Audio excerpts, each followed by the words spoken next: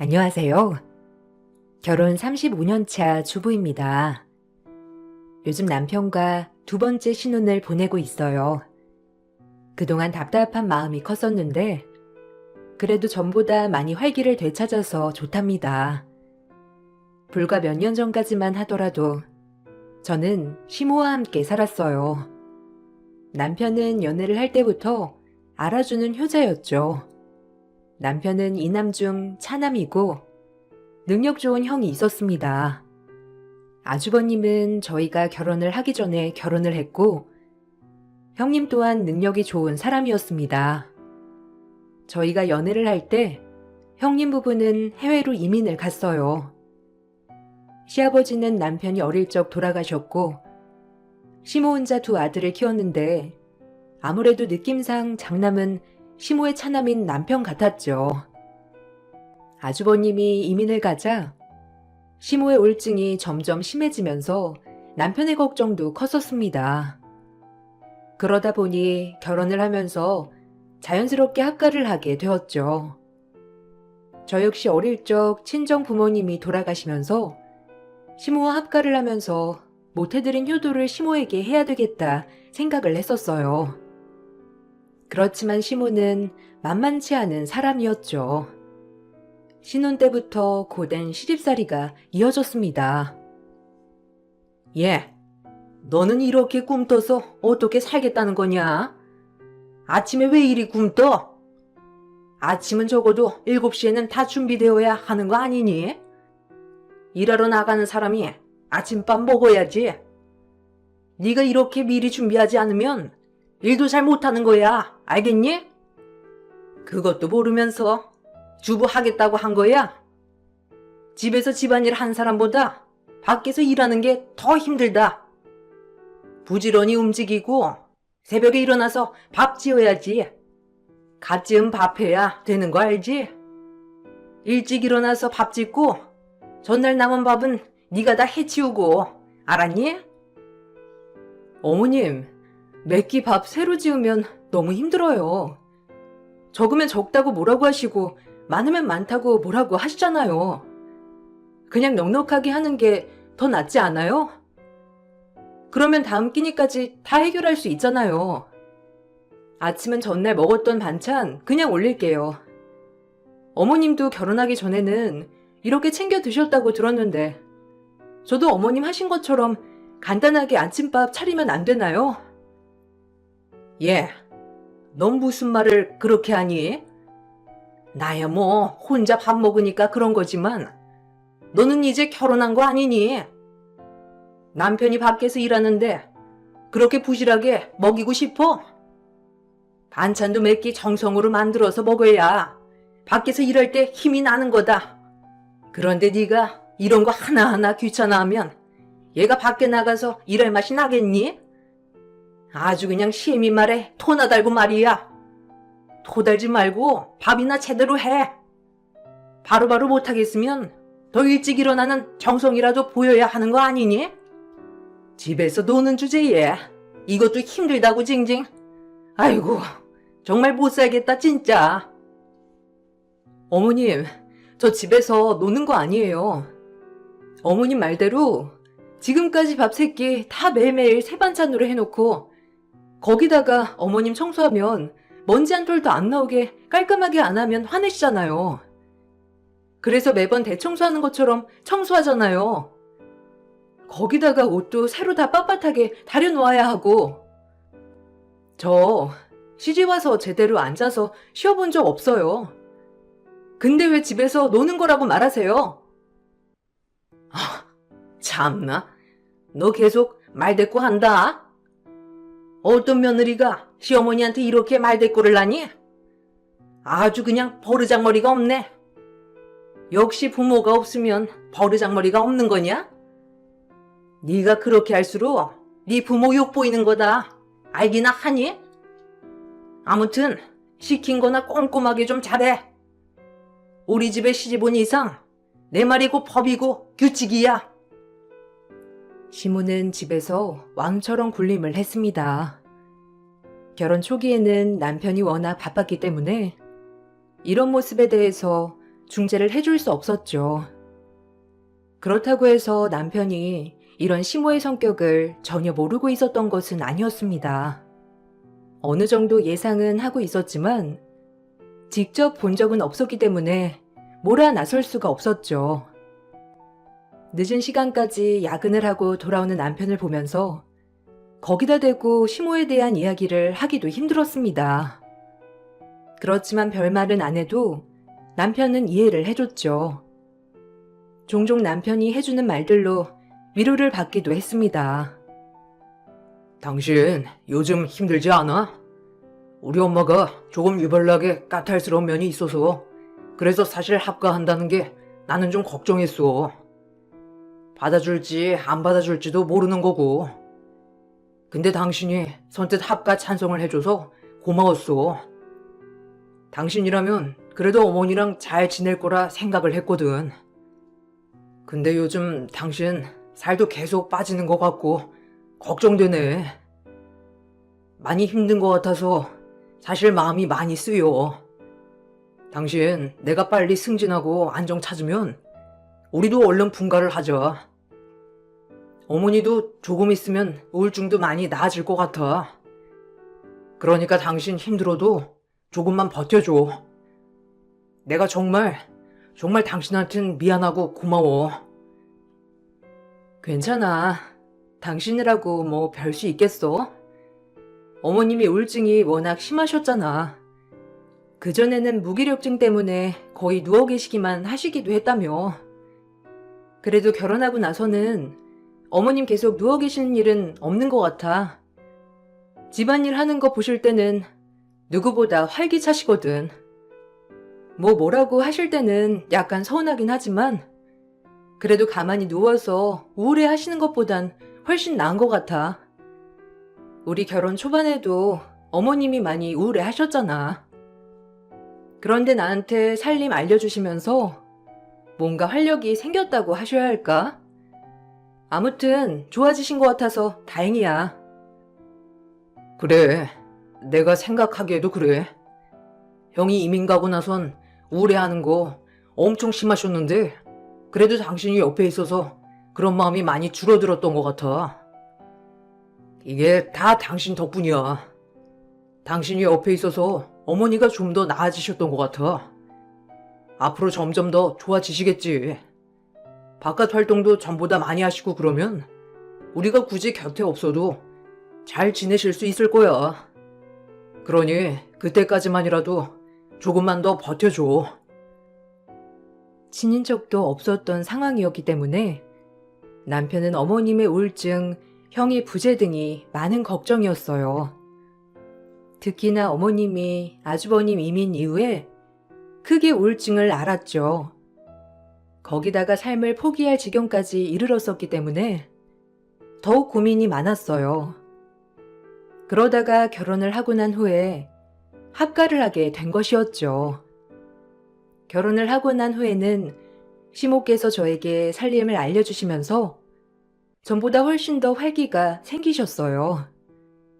그렇게 조금씩 우울증이 나아지고 있었죠. 결혼 초반에는 시모의 잔소리가 끊이지 않았습니다. 저 역시 하루 종일 집안일을 해도 모자랄 지경이었죠.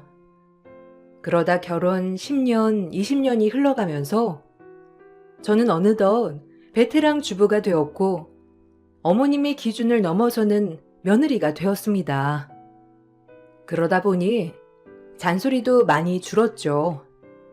어머님이 살갑고 따뜻하신 분은 아니셨지만 그렇다고 해서 잘하는 걸 잘못한다고 트집을 잡으시지는 않으셨어요. 그렇지만 어머님의 아주버님을 향한 그리움은 계속해서 커져갔고 저희가 집을 비우거나 며칠 여행을 가거나 할 때면 어머님의 우울증이 갑자기 다시 생기기도 했어요. 그러다 보니 저희는 분가를 하지 못하고 어머님과 함께 계속 살게 되었습니다. 결혼 생활이 길어지면서 사실 어머님께 다른 일로 상처를 받은 일은 없지만 늘 매번 새롭게 상처를 받게 되는 것이 바로 형님과의 차별이었어요. 아무래도 곁에 항상 볼 수 있는 자식이 아니라서 그런지 어머님께선 형님 부부가 한국으로 들어오면 세상 귀중한 사람을 대하듯이 하셨죠. 처음에는 그럴 수 있다고 이해는 했지만 점차 어머님의 도가 넘는 행동으로 저는 서운함을 크게 느끼게 되었습니다. 그럴 수 있겠다고 이해하는 것도 넘어섰죠. 처음 형님 부부가 한국에 온 것은 결혼식 이후 5년 차가 된 해였습니다. 그때 당시 저는 임신을 하고 있었고 출산일이 얼마 남지 않은 상황이었죠. 당장 출산을 해도 이상하지 않는 시기에 어머님은 하나부터 열까지 형님 부부를 저희가 보좌하길 원하셨습니다. 그리고 당연하게 생각을 하셨어요. 그네야, 어떻게 음식은 입에 맞니? 한국에 오면 먹고 싶은 거 마음껏 먹고 가거라. 너 이운다고 둘째가 반찬 많이 해뒀으니까 배부르게 먹고 챙겨가기도 하고. 아참, 그리고 둘째야, 오늘 별일 없으면 형님이랑 근교 여행 좀 다녀오고 드라이브 좀 시켜줘라. 그네가 밖에 나가 있는 사이에 여기도 많이 편했잖니. 그런 것도 좀 보여주고 가고 싶다는 곳도 좀 운전기사 좀 해주고 온 김에 가보고 싶었던 곳 가보는 게 좋지 않겠어? 그네는 혹시 가보고 싶었던 곳 있니? 둘째가 알아서 에스코트 해주겠다만 혹시라도 가고 싶은 곳 있으면 언제라도 말하렴. 그리고 반찬도 먹고 싶은 거 있으면 편하게 둘째한테도 말하고. 아니에요, 어머님.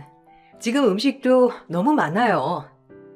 그리고 저희도 가볼 곳도 있고 그래서 근교 여행은 안 가봐도 괜찮을 것 같아요. 저희도 일정이 있어가지고요. 저희 정해진 일정이 있으니까 너무 신경 쓰지 마세요. 잠도 여기서 안 자고 다른 곳에서 잘 수도 있고요. 그리고 동서는 배가 불렀는데 어떻게 나가서 있어요? 그냥 놔두세요. 막달인데 언제 아이 태어나도 이상하지 않은 시기잖아요. 괜히 나갔다가 큰일 나면 어쩌려고요? 아이고, 괜찮다. 아이는 나올 때가 돼야 나오는 거야. 그리고 쟤는 살도 많이 쪄가지고 운동을 좀 해야 돼. 일정 있으면 그냥 가지 말고 작은 애랑 같이 가거라. 제가 운전 다 해줄 테니까. 여기까지 와서 그 넓은 땅덩이 운전하는 것처럼 운전하려고 하면 피곤하지 않겠니? 그니까 둘째한테 하라고 시켜. 어차피 쟤는 집에서 하는 거 없이 빈둥빈둥 대니까 그냥 데리고 가도 상관없어. 어머님, 무슨 말을 그렇게 서운하게 하세요? 이제 예정일도 일주일도 안 남았는데 바로 내일 나와도 이상하지 않다는 거 어머님도 다 알고 계시잖아요. 그래도 아무리 그렇게 생각하신다고 해도 너무하신 거 아니에요? 아이고, 쟤는 그냥 하는 말 가지고 아주 죽자고 달려드네. 얘는 이렇게 예민해. 뭔 말을 못한다니까.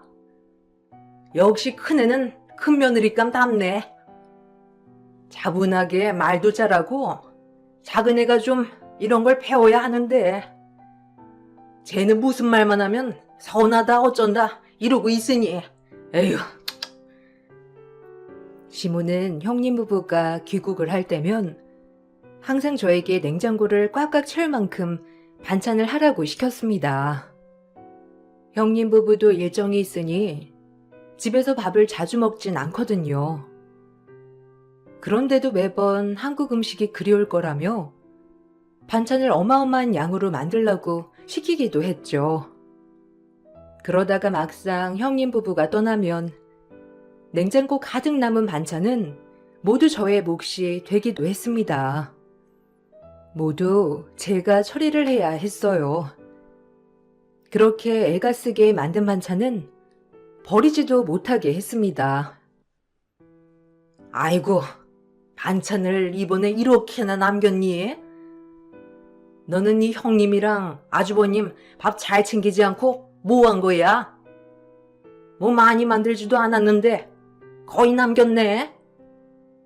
그러게, 밥 먹을 때 팍팍 떠서 줬어야지. 애들이 더 있을 거라고 생각 안 하고 아껴서 먹었던 거 아니니?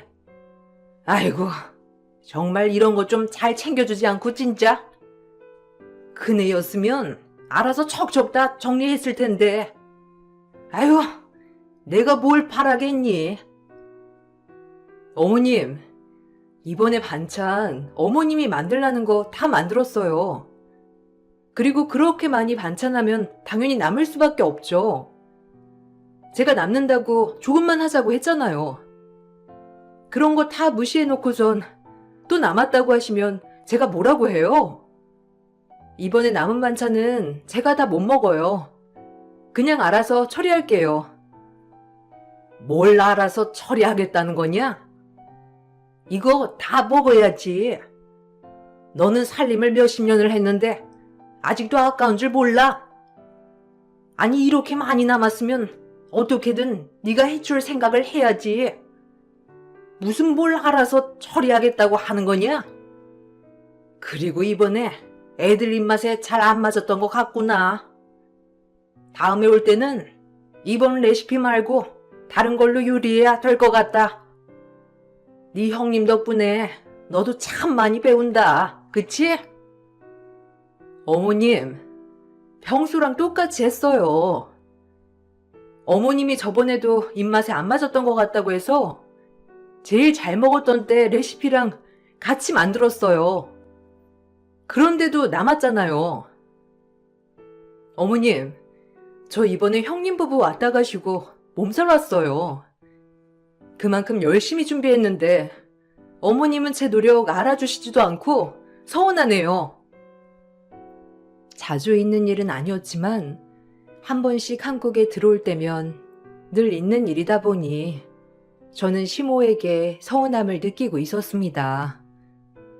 사실 처음 남편은 이러한 상황에 대해서 크게 생각하지 않았었어요. 형이 오랫동안 떨어져서 지냈기 때문에 시모가 크게 그리워할 수도 있다고 생각을 했었죠. 그렇지만 점차 시모의 행동이 심해지면서 남편 또한 서운함을 느끼기 시작했습니다. 특히나 자식들이 비교를 당할 때면 남편은 너무나 슬퍼했어요. 어머니, 이번에 동준이가 학교에서 1등을 했어요. 그동안 많이 공부했는데 성적이 그만큼 잘 나와서 선생님들도 다들 동준이 칭찬을 많이 하더라고요. 요즘 성적 올리겠다면서 늦은 시간까지 공부하고 대견했는데 이렇게까지 결과가 나오니 더 대견하고 장하네요. 그렇죠, 어머니? 아이고, 그게 뭐가 대단하냐. 우리 정희는 외국에서 1등 한다는데 그게 더 대단하지 않니? 한국말도 아니고 꼬부랑 외국어로 1등 하는 거잖아.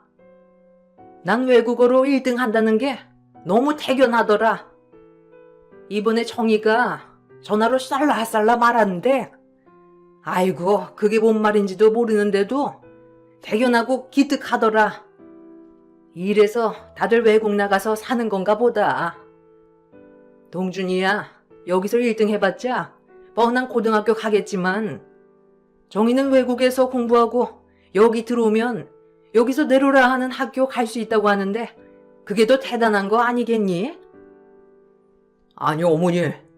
동준이 칭찬해주고 있는데 왜 여기에도 없는 정의 말을 하세요? 어머니 진짜 너무하신 거 아니에요? 옆에 있는 건 다른 사람도 아니고 어머님 곁에서 재롱 떠는 건 저희 아들 동준이에요. 동준이가 누구보다 어머님 제일 아끼고 사랑하는 거 아시잖아요. 그런데 얼굴도 잘 안 보이는 정의 칭찬을 이렇게나 하세요? 제가 다 서운하네요. 저랑 형 차별하는 건 참을 수 있어도 우리 애들 차별은 하지 마세요. 아니, 내가 무슨 차별을 했다고 그러는 거냐? 나는 그냥 사실을 말한 것 뿐이지. 그리고 너는 형이랑 언제 차별을 했다고 그러는 거야? 네 형이야. 알아서 척척 뭐든 잘해내는 스타일이지만 너는 그렇지 않으니까 내가 매번 말하는 거 아니겠니? 그런 거 가지고 차별이라고 하면 되겠어? 이게 싫으면 너희가 내 집에서 나가야지. 내 집에 얹혀 사는 주제에 이제는 차별한다고 난리니? 어머니, 저희 얹혀 사는 거 아닌 거 잘 아시잖아요. 어머니 우울증 때문에 저희 지금까지 합가해서 살고 있는 거 아시잖아요. 매번 형 보고 싶다 어쩐다 하면서 저희 없을 때마다 우울해하시고 걱정하게 하셔가지고 저희 이렇게 합가해서 살고 있잖아요. 근데 얹혀 산다는 말이에요? 여기서 살면서 와이프가 집안일 하나부터 열까지 다 했어요. 손 하나 까딱 안 하시고 시키기만 하셨으면서 어떻게 얹혀 살았다고 하세요? 아니 그럼 얹혀 산 거 아니고 뭐냐?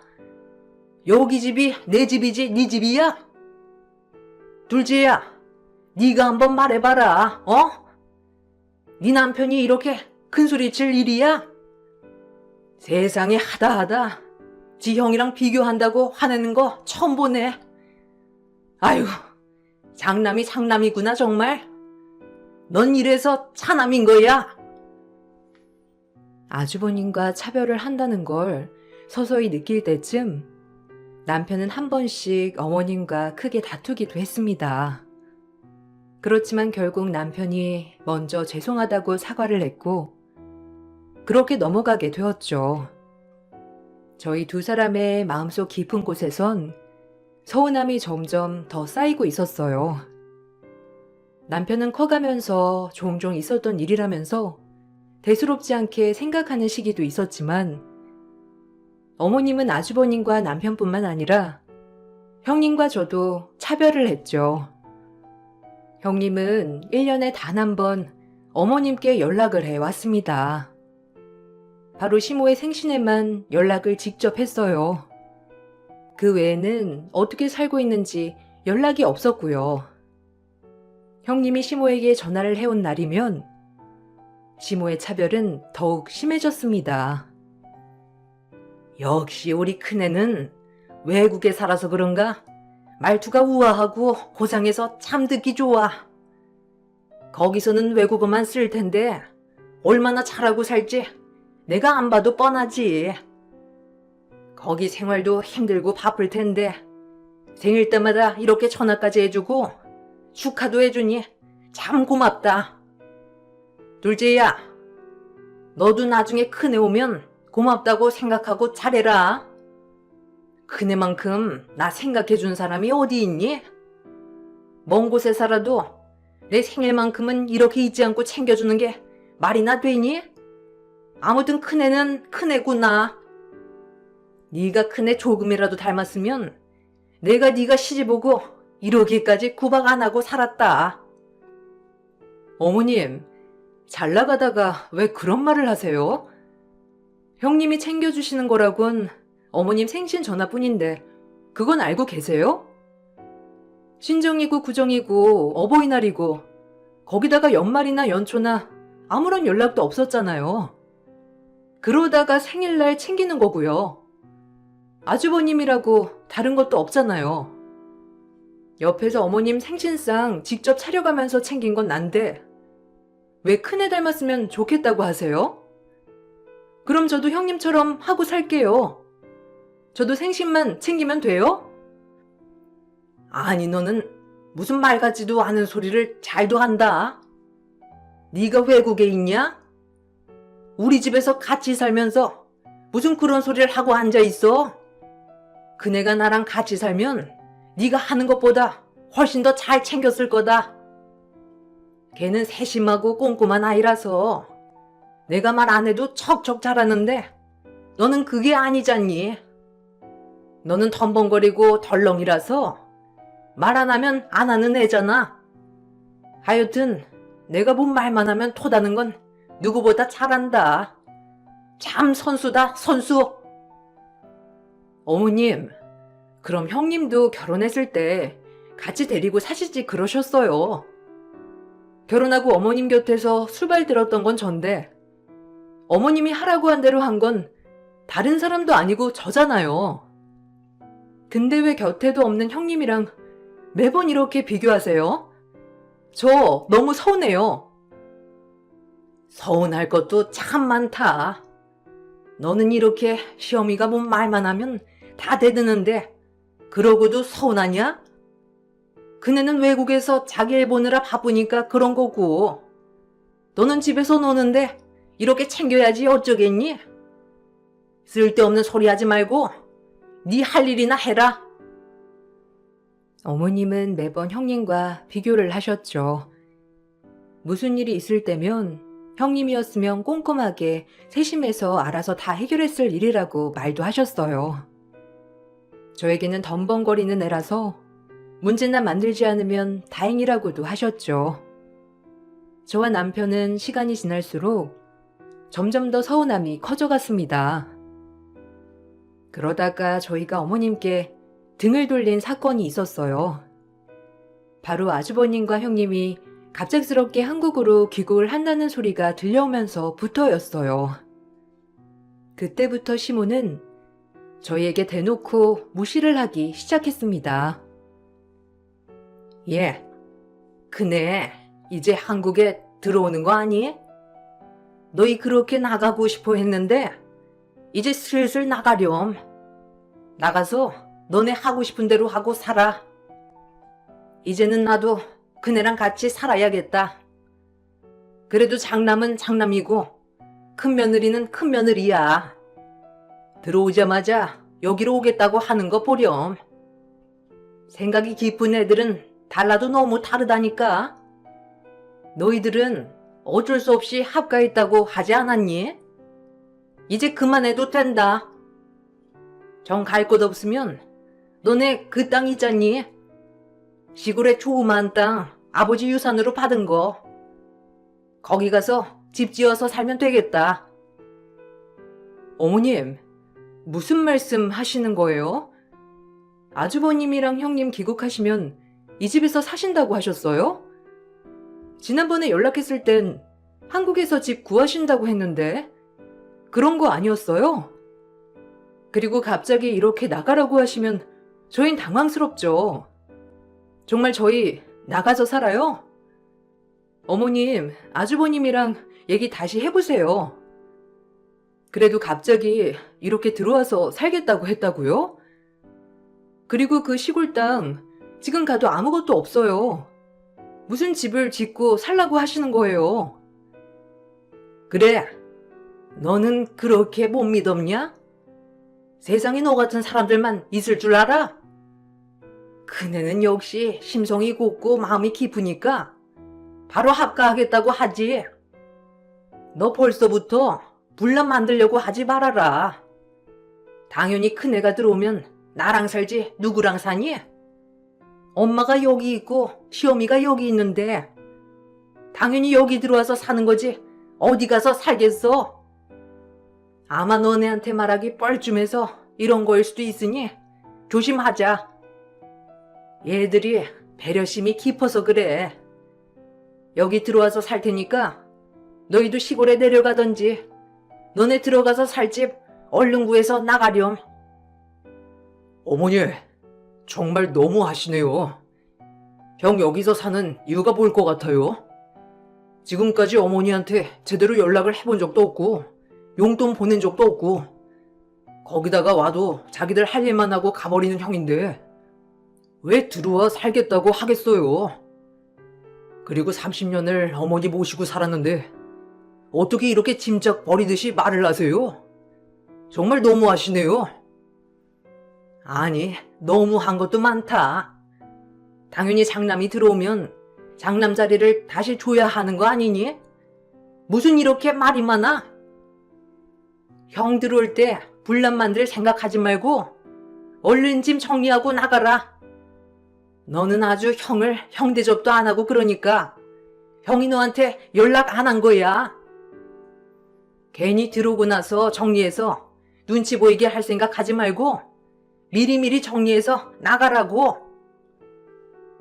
시모는 형님네가 한국으로 귀국하기도 전부터 저희를 내쫓으려고 했죠. 그렇지만 저희 부부는 형님 부부의 꿍꿍이 속이 왠지 좋지 않을 것 같아서 시모에게 합가에 대한 말을 했지만 시모는 저희 말은 들은 척도 하지 않았어요. 그렇게 형님 부부는 한국으로 들어왔습니다. 그때까지도 저희는 저희 짐을 정리하지 않은 상태였어요. 그러자 시모는 불쾌함을 강력하게 드러냈죠. 특히나 아주버님과 형님 부부 역시 자신들이 들어오기 전에 짐을 모두 정리할 것이라 생각을 했는지 불편해하자 시모는 더욱 기세등등해졌어요.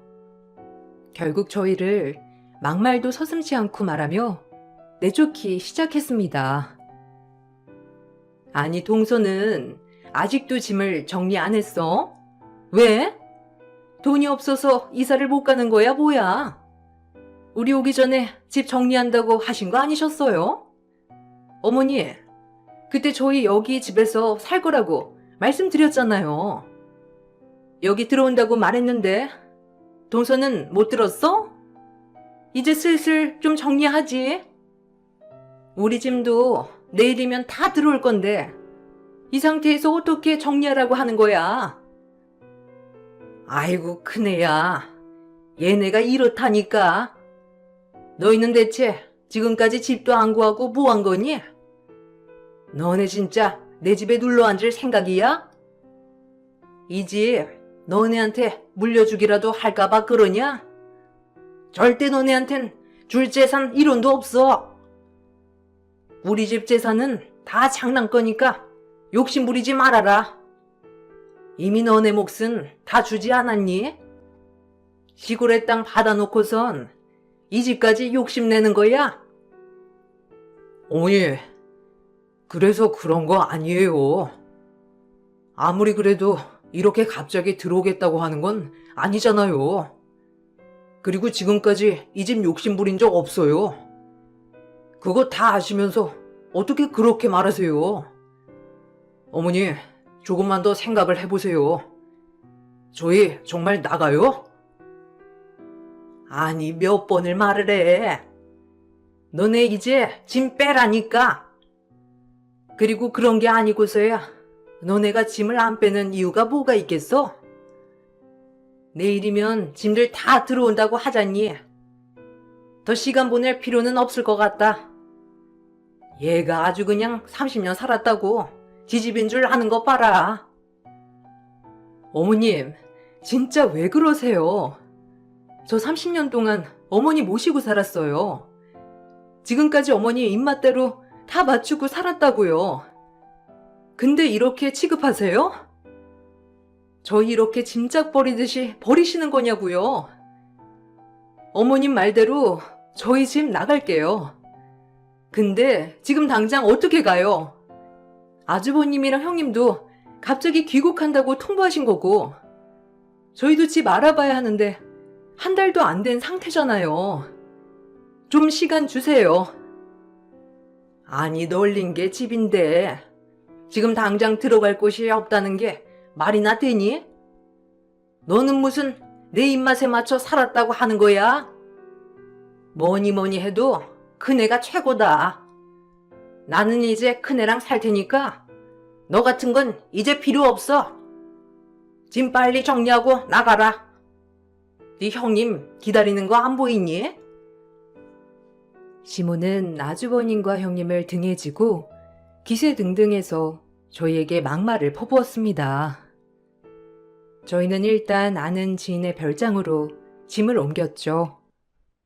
그렇게 피눈물을 흘리면서 짐을 빼고 나니 어머님은 이때다 싶었는지 더 이상 연락하지 말라면서 재산 노리는 자식은 필요 없다고 문자를 보내셨죠. 저도 남편도 다시 시모에게 연락을 해봤지만 시모는 아무런 연락도 받지 않았어요. 남편은 이런 시모의 태도에 더 이상 인연을 이어가지 못하겠구나 생각을 했고 등을 돌리게 되었습니다. 그렇게 저희는 새로운 보금자리를 잡고 살아가고 있었어요. 그런데 어떻게 알았는지 몇 달 후 시모가 초췌한 모습으로 집에 찾아왔습니다. 무슨 일인지 영문을 물으니 시모는 놀라운 소식을 전해주셨죠. 아니, 어머니, 갑자기 여기까진 어쩐 일이세요? 여긴 어떻게 아셨어요? 근데 무슨 일 있으세요? 아, 왜 이렇게 초췌하게 하고 오셨어요? 무슨 일 있으신 거예요? 아니, 그렇게 말하던 장남은 어디 가고 왜 혼자 오셨어요? 전화해도 받지도 않으시고 피하시더니만 여기 집까진 무슨 일로 다 찾아오신 거예요? 내가 벌을 받고 있는 모양이다. 내가 너희를 내쫓고 벌을 받고 있는 것 같아. 아유, 다 내 잘못이지. 너희 그렇게 내쫓고 나서 한 달은 큰애가 나한테 정말 살갑게 잘해주더라. 그러다가 사업을 한다면서 집 명의만 잠시 자기한테 주면 사업 수익이 나는 대로 조금씩 나눠주겠다고 하더라고. 그래서 나는 그냥 어차피 평생 큰애 부부랑 살 거 바꾸자고 바꿔준 거지. 근데 걔들이 나를 판자촌으로 내쫓아 버렸어. 불도 제대로 안 들어오는 쪽방에 나 혼자 이렇게 살고 있다. 내가 벌 받는 거지. 네? 그게 무슨 소리세요? 어머님 집을 아주버님 명의로 줬다는 거예요? 왜? 왜 그런 짓을 하셨어요? 아주버님 왜 들어오신지 못 들으셨어요? 그래서 형님이 나한테 자기가 꺼낼 거니 말하지 말라고 하셨구나. 아주버님 거기 사업 다 말아먹어서 오신 거잖아요. 그 나이에 여기 와서 뭐 할 줄이나 알았겠어요? 거기다가 형님은 평생 전업주부로 사시고 영어도 한마디 제대로 못 하시는데 그건 다 알고 계셨어요? 그래서 제가 그때 말했잖아요. 그러지 마시라고. 저희 내쫓지 말라고 그렇게 말했잖아요. 이제 와서 뭐 어떻게 하시겠다고요? 저희 그렇게 끔찍하게 생각하면서 버리시곤 어쩌시겠다고요? 아이고, 내가 다 잘못했다. 나 더 이상은 그 좁은 쪽방에서 못 살겠다. 나 너희랑 살아야 되겠다. 나 좀 데리고 가다오. 걔네 이제는 내가 찾아가도 나오지도 않더라. 아침 새벽부터 저녁까지 집 앞에서 기다리니 참나 경찰에 신고까지 하더라고. 벌써 잊으셨어요? 이제 우리 같은 건 필요 없다고 하셨잖아요. 집안 재산 노리는 자식 필요 없다고 어머님이 저희 버리셨어요. 기억 안 나시는 거예요? 저한테 문자로 당신 자식은 이제 형밖에 없다고 하셨으면서 장남이 돌아왔으니 장남 자리 다시 달라고 그러셨잖아요. 이거 다 어머님 선택입니다. 저희 이제 마음 접었고 어머님 모실 생각 추워도 없어요. 그러니 되돌아가시고 거기서 못 살겠거든 형한테로 가세요. 아이고 왜 그러냐. 너희 그런 애들 아니잖니. 미안하다. 내가 정말 잘못했어. 내가 정말 미쳤지. 내가 노망이 났나 보다. 아무것도 안 하고 너희 말만 들을 테니 제발 나 좀 데리고 가다오. 내가 진짜 미안해. 잘못했으니 한 번만 용서해 주렴. 시모는 그렇게 저희를 내쫓고 나서 형님 부부와 생활을 하게 되었는데 결국 집을 노리고 온 형님 부부의 손에 판자촌으로 내쫓긴 거였습니다. 형님 부부는 그 집을 차지하고 어머님을 짐짝처럼 버린 것이었죠.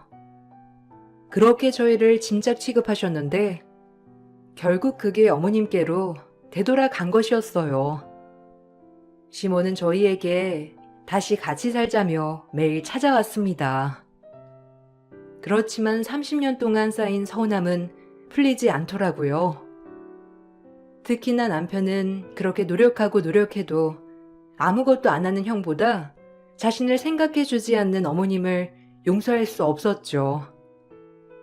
그렇게 저희는 아무것도 받아주지 않았고 냉정하게 대했습니다. 형님 부부는 결국 시모의 집마저 날려먹었다고 하더라고요. 그래서 일용직으로 전전하면서 어렵게 살고 있다는 소식을 들었습니다. 어떻게 알았는지 남편에게는 아주버님이 연락을 하시는 듯 했어요. 저희가 받았던 시골 땅 주변이 재개발을 하게 되면서 그 땅값이 몇 배는 뛰어 올랐거든요. 그걸 듣고 나선 저희 남편에게 연락이 와 자기들 살 집 지어달라는 어이없는 소리를 했지만 남편은 바로 차단을 했답니다. 저희는 그 땅에 작게 별장을 지어 놓았는데 요즘 그 주변 풍경이 좋아서 그런가 쉬는 날이면 그곳에 가서 지내기 참 편안하고 좋더라고요. 시모는 여전히 쪽방에서 근근히 살고 있어요. 요즘 들어 시모가 계속해서 연락을 해오고 있어요. 남편은 계속 무시하라고 하지만 어떻게 해야 하는 게 좋을지 고민이라 이렇게 사연을 적어봤습니다. 지금은 아들도 출가를 한 상태라 남편과 신혼처럼 재미있게 살고 있습니다. 소소한 행복도 느끼면서 보내는 요즘 일상이 참 소중하네요. 조금 더 정리하면 아들한테 집을 넘겨주고 시골집으로 가서 남편이랑 여유롭게 살아보려고요. 평생을 그렇게 노력해도 아무도 알아주지 않았지만 남편만큼은 제 노력을 인정해 주었으니 그걸로 된 것 같습니다. 저의 긴 사연을 들어주셔서 감사합니다. 여러분들은 누군가에게 인정을 받으며 사시나요? 전 남편인 것 같네요. 모두들 행복하시길 바랄게요.